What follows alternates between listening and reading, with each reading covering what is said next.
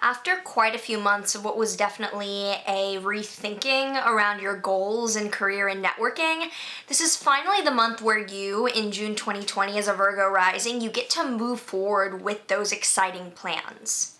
If you're excited to dive into what the astrology, what the tarot cards, and what the oracle deck cards have to say for you and your rising sign this month, make sure that you like, subscribe, and hit that notification bell so you are always up to date with what the stars have in store for you. Hi, I'm Maren. I am a professional astrologer, current philosophy student, and witch proudly out of the broom closet.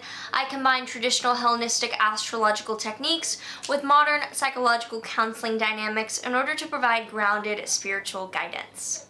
So there aren't as many important transits for this month as other months, but the ones that are happening are very major and important. And that's why we're going to take a little bit more time to dive deeply into all the things happening this month for you as a Virgo rising. So starting out on the 5th, there is a lunar eclipse in Sagittarius happening in your 10th house, 4th house axis. There's a full video on this lunar eclipse linked down below, which I highly recommend you watch because this is in a particularly prominent part of your chart dealing with career and home dynamics. And a lunar eclipse is a full moon on steroids. It's representing that there is an illumination of career based around an ending in your home life. And there's probably a grappling with what the reality is with what you're dealing with at home and how that translates into a new beginning for you to launch off into your career. So it's a very prominent culmination for the next 6 months to set the tone for what you're letting go of to make room for the new. Then on the 18th, Mercury is stationing retrograde in Cancer in your 11th house. And since it's a Virgo rising, your ascendant ruler is Mercury.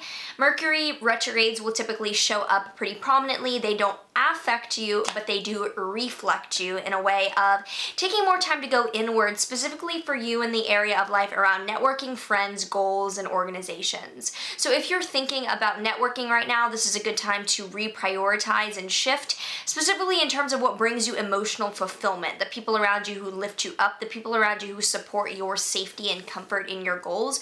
Good time to rethink about those things. It's not a super difficult Mercury retrograde, I'm not worried about it, but just as a Virgo rising, you're probably going to notice it.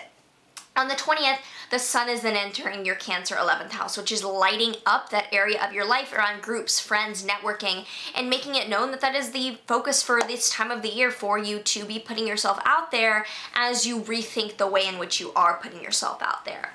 Then on the 21st, there is a solar eclipse in Cancer in your 11th house that I have a full video on as well.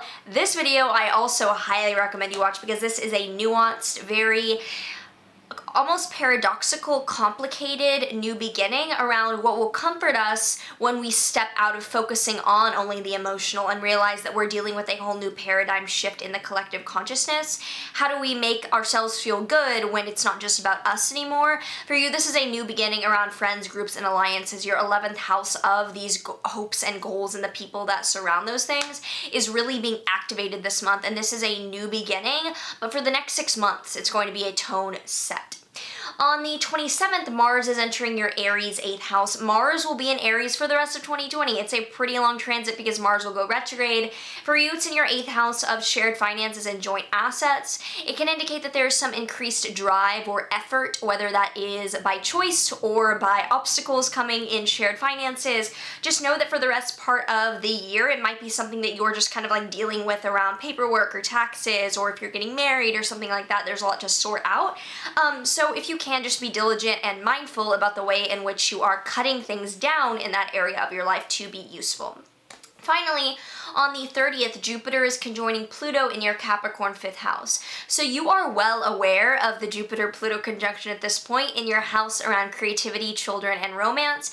There's been an expanding crisis of transformative growth happening, and it's calling upon a lot of stepping up to the plate on what maturity really means in that area of your life. So by the end of this month, in the ebbs and flows around that crisis, it's definitely an ebb of it making itself known, but this is not anything new. If you haven't seen seen the Jupiter and Capricorn video yet all about this transit, it could be a good time to make yourself aware of this present, what's happening right now, because this is just another time of that crisis being more so known. So like I said, this is a month of being able to charge ahead at the same time as you reevaluate your priorities in career and public image. So with that being out of the way, let me know down below if that resonates, if there's any thoughts and stories you want to share. Would love to hear from you in the comments below. And now let's pull a tarot card for Virgo Risings for June 2020. So we have the Magician. This makes a lot of sense because the Magician is associated with Mercury, the planet ruling your ascendant ruler is Mercury. And the Magician is an invitation to consider all of your resources and your mental faculties at hand. How can you sort through the little, I don't want to say issues, but like dynamics coming up, using your logic, using what makes the most sense and what would make you feel good right now, and sticking to the plan. Like, keep things simple, keep things logical, keep things grounded. Next, and finally, we'll pull a Witch's Wisdom Oracle deck card to see what Oracle deck guidance is coming up for Virgo Risings. Altar, dedication. Let's see what the book says for this card. I'll hold it up. It's pretty beautiful. Commitment's not a dirty word. Achievements, focus, goals are spurred. Choose one path to lead the way. With dedication, you'll not stray. This magic is worked with harm to none, so mote it be, there it is done. So committing yourself this month, I think the going inward around networking and friends could be a signal to you to wean down what relationships are really supporting you and dive fully into them so that you can pursue, be like a master of your goal, be a master of those who you're around, develop really deep bonds with your goals and with your relationships. Instead of being, you know, a jack of all trades, a master of none, you really do fine-tune your craft and find this dedication. So if you have any stories, any thoughts that are coming up around this you want to share, I would love to hear from you. Check out Rashi down below. Check out my private consultations down below. I would love to read for you if you are looking for guidance during this time. Otherwise, like, subscribe, do all the things. Sending all the love, and I will see you in the next video. But there is one thing you're all